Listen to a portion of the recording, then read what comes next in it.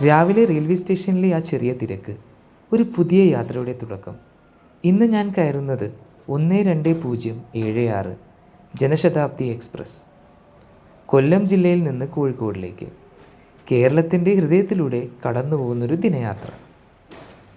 Engine നിശബ്ദമായി ചലിക്കാൻ തുടങ്ങി. പ്ലാറ്റ്ഫോമിൽ നിന്നുള്ള മുഖങ്ങൾ പിന്നിലേക്ക് നീങ്ങുന്നു. ജനശതാബ്ദിയുടെ കൃത്യമായ സമയപാലനം യാത്രയുടെ ആത്മവിശ്വാസം തന്നെയാണ്. പിന്നെ ജനശതാബ്ദി ട്രെയിനിനെ കുറിച്ച് പറയാനാണെങ്കിൽ ഇതൊരു ചെയർ കാർ ട്രെയിനാണ്, ഫുൾ കമ്പാർട്ട്മെൻറ്റ്സ്. അതിൽ കുറച്ച് നോൺ എ സിയും കുറച്ച് എ സിയുമാണ് ഉള്ളത്. കറക്റ്റ് അടുത്ത സ്റ്റേഷൻ എത്താറായപ്പോൾ TTR വന്നു. TTR വന്ന് എല്ലാവരുടെയും ടിക്കറ്റ് ചെക്ക് ചെയ്യാൻ തുടങ്ങി. സമയം ഏകദേശം 7:30 ആയിരുന്നു രാവിലെ. ഞാൻ ട്രെയിൻ കയറിയത് ഏകദേശം 7 മണിക്കായിരുന്നു. ഈ ട്രെയിനിൻ്റെ ഒരു പ്രത്യേകത എന്ന് പറഞ്ഞാൽ അധികം സ്റ്റോപ്പില്ല ഒരു സ്റ്റേഷനിലും. അതുകൊണ്ട് തന്നെ കൊല്ലം ജില്ല മുതൽ കോഴിക്കോട് ജില്ല വരെ ഇടയിലായിട്ട് 8 സ്റ്റേഷനിൽ മാത്രമേ നിർത്തുള്ളൂ. കൊല്ലം സ്റ്റേഷൻ കഴിഞ്ഞാൽ പിന്നെ വരുന്ന ആദ്യത്തെ സ്റ്റേഷൻ എന്ന് പറയുന്നത് കായംകുളമാണ്. അത് കറക്റ്റായിട്ട് എത്തേണ്ട സമയം 7:30 പക്ഷെ ഞാൻ വാച്ച് നോക്കിയപ്പോൾ 7:35 കഴിഞ്ഞിരുന്നു. എന്താണെന്നറിയില്ല, ഒരു 5-6 മിനിറ്റ് ലേറ്റ് ആയിരുന്നു ട്രെയിൻ. കായംകുളം സ്റ്റേഷനിൽ ട്രെയിൻ ആകെ 1 മിനിറ്റേ നിർത്തിയുള്ളൂ. പെട്ടെന്ന് തന്നെ സ്റ്റാർട്ട് ചെയ്തു വണ്ടി. ട്രെയിൻ മുന്നോട്ട് നീങ്ങുമ്പോൾ പച്ചപ്പിൻ്റെ അനന്തമായ കാഴ്ചകൾ, തെങ്ങിൻ തോപ്പുകൾ, ചെറുനദികൾ, നെൽപ്പാടങ്ങൾ, ഓരോ ഫ്രെയിമും ഒരു പോസ്റ്റ് കാർഡ് പോലെയായിരുന്നു. കായംകുളം, ആലപ്പുഴ, എറണാകുളം, ഓരോ സ്റ്റേഷനും ഓരോ കഥ. കയറുന്നവരും ഇറങ്ങുന്നവരും ജീവിതയാത്രകളുടെ ഒരു ചെറുഭാഗങ്ങൾ. വിൻഡോ സീറ്റിൽ നിന്ന് പുറത്തേക്ക് നോക്കുമ്പോൾ സമയം എങ്ങനെ പോയതെന്ന് പോലും അറിയില്ല. അങ്ങനെ കായംകുളം സ്റ്റേഷനിൽ നിന്ന് ഏകദേശം അരമണിക്കൂർ യാത്ര ചെയ്തപ്പോൾ തന്നെ നെക്സ്റ്റ് സ്റ്റേഷൻ എത്തി, അതായത് ആലപ്പുഴ സ്റ്റേഷൻ. പക്ഷെ ടൈം ഇപ്പോഴും 5 മിനിറ്റ് ലേറ്റ് ആയിരുന്നു. ഈ ആലപ്പുഴ സ്റ്റേഷനിലും ട്രെയിൻ അധികം നേരം നിർത്തിയില്ല കേട്ടോ. 2 മിനിറ്റ് നിർത്തി, അപ്പോൾ തന്നെ ട്രെയിൻ സ്റ്റാർട്ട് ചെയ്തു. അപ്പോഴാണ് ഞാൻ ഈ കാഴ്ച കാണുന്നത്. അടുത്ത സ്റ്റോപ്പായ ചേർത്തല വെറും 20 മിനിറ്റ് കൊണ്ട് എത്തും. അതുകൊണ്ട് തന്നെ ആൾക്കാരെല്ലാം അവരുടെ പെട്ടിയെല്ലാം മുകളിലത്തെ റാക്കിൽ നിന്ന് താഴത്തേക്ക് എടുത്ത് വയ്ക്കുകയായിരുന്നു. ജനശതാബ്ദിയുടെ ഭക്ഷണവും സേവനവും ഒരു ഷോർട്ട് ജേണിക്ക് പറ്റിയ പെർഫെക്റ്റ് ബാലൻസ് ആയിരുന്നു.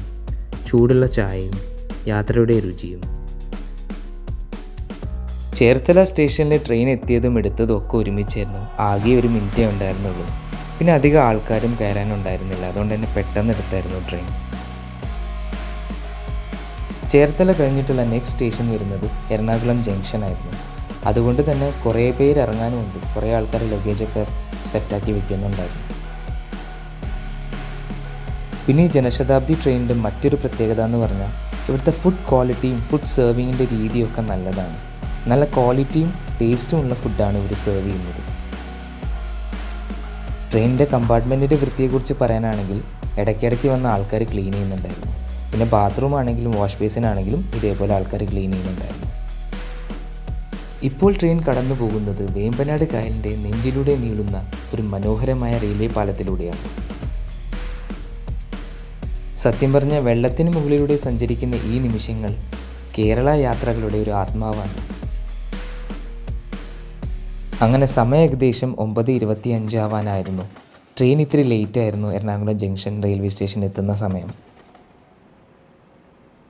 എറണാകുളം ജംഗ്ഷൻ റെയിൽവേ സ്റ്റേഷനിൽ ഇറങ്ങാൻ ഒത്തിരി ആളുണ്ടായിരുന്നു. അതുകൊണ്ട് തന്നെ ട്രെയിനിൻ്റെ ആ വാതിലിൻ്റെ ഭാഗത്ത് നിൽക്കാൻ ഇത്തിരി ബുദ്ധിമുട്ടായിരുന്നു. ഈ ജനശതാബ്ദി യാത്രയിൽ ഈ ട്രെയിൻ ഏറ്റവും കൂടുതൽ സമയം നിർത്തിയിടുന്ന ഒരു സ്റ്റേഷനാണ് എറണാകുളം ജംഗ്ഷൻ റെയിൽവേ സ്റ്റേഷൻ, അതായത് 5 മിനിറ്റ്. അങ്ങനെ കുറേ ആൾക്കാർ ഇറങ്ങുകയും കുറേ ആൾക്കാർ കയറുകയും ചെയ്ത് ട്രെയിൻ സ്റ്റാർട്ട് ചെയ്തു. ട്രെയിൻ സ്റ്റാർട്ട് ചെയ്ത് കുറച്ച് കഴിഞ്ഞാൽ തന്നെ നമ്മൾ കാണുന്ന കാഴ്ച എന്ന് പറഞ്ഞാൽ എറണാകുളം KSRTC ബസ് സ്റ്റാൻഡാണ്. ട്രെയിൻ ഇപ്പോഴും ലേറ്റായിട്ട് തന്നെയായിരുന്നു ഓടിക്കൊണ്ടിരിക്കുന്നത്. പക്ഷേ ഏകദേശം ഒരു 20 മിനിറ്റ് കഴിഞ്ഞാൽ ആലുവ റെയിൽവേ സ്റ്റേഷൻ എത്തും. അങ്ങനെ ആലുവ സ്റ്റേഷൻ എത്തിയപ്പോഴത്തേക്കും സമയം 9 മണി കഴിഞ്ഞ് 40 മിനിറ്റ് ആയിരുന്നു. ട്രെയിൻ ഇപ്പോഴും ലേറ്റ് ആയിരുന്നു. പക്ഷേ അവസാന നിമിഷം പിടിക്കുമെന്നുള്ളൊരു പ്രതീക്ഷയിൽ ഞാൻ പിന്നെയും ആശ്വസിച്ചുകൊണ്ടിരുന്നു.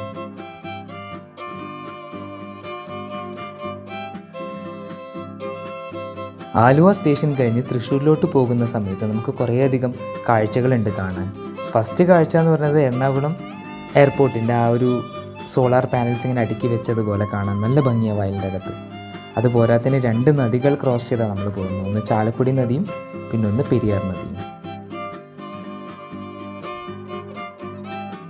അങ്ങനെ പുറത്തെ കാഴ്ചകളൊക്കെ കണ്ടുകൊണ്ട് തൃശ്ശൂർ സ്റ്റേഷനിൽ എത്തി.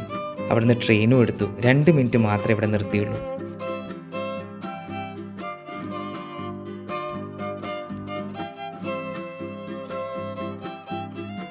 അങ്ങനെ തൃശ്ശൂർ ക്രോസ് ചെയ്തപ്പോഴും ട്രെയിൻ ലേറ്റ് ആയിരുന്നു, 15 മിനിറ്റ്. പക്ഷെ അതൊന്നും കാര്യമാക്കിയില്ല. എന്തായാലും ലാസ്റ്റ് എത്തുമ്പോഴത്തേക്കും പിടിക്കും.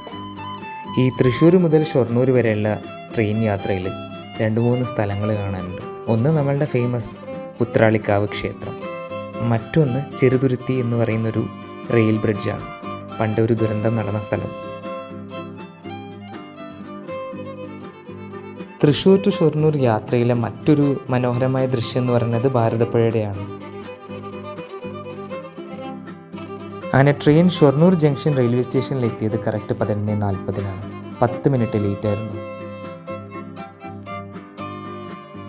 എറണാകുളം ജംഗ്ഷൻ റെയിൽവേ സ്റ്റേഷൻ കഴിഞ്ഞാൽ പിന്നെ ഏറ്റവും കൂടുതൽ സമയം നിർത്തുന്നത് ഈ സ്റ്റേഷനിലാണ് ട്രെയിൻ. അതായത് എറണാകുളം സ്റ്റേഷനിൽ 5 മിനിറ്റും ഷൊർണൂർ സ്റ്റേഷനിൽ 3 മിനിറ്റും. ഈ ഭാരതപ്പുഴയുടെ കാഴ്ചകൾ നമ്മൾക്ക് ഏകദേശം തിരൂർ റെയിൽവേ സ്റ്റേഷൻ എത്തുന്നത് വരെയും കാണാൻ പറ്റും. എന്തൊരു ഭംഗിയാണല്ലേ ഈ ആമ്പൽപ്പാടം കാണാൻ. വയലറ്റ് നിറത്തിലുള്ള ആമ്പലായിരുന്നു ഇതിനകത്തുണ്ടായിരുന്നത്. അങ്ങനെ നമ്മൾ തിരൂർ സ്റ്റേഷനെത്തി. തിരൂർ സ്റ്റേഷനിൽ വെറും 1 മിനിറ്റ് മാത്രമേ ട്രെയിൻ നിർത്തിയിരുന്നുള്ളൂ. ഇനി ഏതാനും നിമിഷങ്ങൾ കൊണ്ട് കോഴിക്കോട് സ്റ്റേഷനെത്തും. കോഴിക്കോട് സ്റ്റേഷൻ എത്തേണ്ട കറക്റ്റ് സമയം എന്ന് പറഞ്ഞാൽ ഉച്ചയ്ക്ക് 1 മണിയാണ്. പക്ഷേ ഞങ്ങളുടെ ട്രെയിൻ തിരൂർ സ്റ്റേഷൻ കഴിഞ്ഞപ്പോൾ തന്നെ 12:26 ഇനി 40 മിനിറ്റ് ഉണ്ട് കോഴിക്കോടേക്ക്. തൃശ്ശൂർ സ്റ്റേഷൻ മുതൽ കോഴിക്കോട് സ്റ്റേഷൻ വരെ ഇടയിലായിട്ട് കുറേ സ്റ്റേഷൻസ് ഉണ്ട് ഈ ട്രെയിൻ നിർത്താത്തതായിട്ട്. താനൂർ, പരപ്പനങ്ങാടി, വള്ളിക്കുന്ന്. അങ്ങനെ നമ്മളിപ്പോൾ ക്രോസ് ചെയ്യുന്ന ഈ സ്റ്റേഷനാണ് ഫറൂഖ് സ്റ്റേഷൻ. തൊട്ടിപ്പുറത്തായിട്ട് തന്നെ നമുക്ക് ഫറൂഖ് പാലവും കാണാം. ഏകദേശം 150 വർഷത്തോളം പഴക്കമുള്ള ഇരുമ്പിൻ്റെ ബ്രിട്ടീഷുകാർ പണിത ഒരു പാലമാണിത്. എന്തൊരു ഭംഗിയല്ലേ കാണാൻ. പിന്നെ കല്ലായി സ്റ്റേഷനും കല്ലായി പാലവും ഒക്കെ കഴിഞ്ഞ് കോഴിക്കോട് സ്റ്റേഷനിലോട്ട് ട്രെയിൻ അടുക്കാൻ തുടങ്ങി. ഈ ഒരു സ്റ്റേഷനിലേക്ക് ഇങ്ങനെ ട്രെയിനിൽ വരുമ്പോൾ ഒരു പ്രത്യേക ഫീലാണ്. ലൈക്ക് നമ്മളെവിടെയെങ്കിലും ട്രാവലൊക്കെ കഴിഞ്ഞ് തിരിച്ച് നമ്മളെ നാട്ടിലോട്ട് തിരിച്ച് വരുമ്പം ഒരു പ്രത്യേക ഫീലാണ്, പ്രത്യേകിച്ച് ഞങ്ങൾ കോഴിക്കോട്ടുകാർക്ക്. അങ്ങനെ സ്റ്റേഷനിലോട്ട് അടുത്തുകൊണ്ടിരിക്കുമ്പോഴാണ് ഞാൻ സമയം നോക്കുന്നത്. ട്രെയിൻ അപ്പോഴും ലേറ്റ് തന്നെയായിരുന്നു. 1 മണി കഴിഞ്ഞ് 6 മിനിറ്റ് ആയിരുന്നു. കറക്റ്റ് സമയം 1 മണിയായിരുന്നു. അപ്പോൾ ഗൈസ്, അടുത്തൊരു യാത്രയിൽ കാണാം, ഒരു അടിപൊളി ഒരു ട്രെയിൻ യാത്രയിൽ.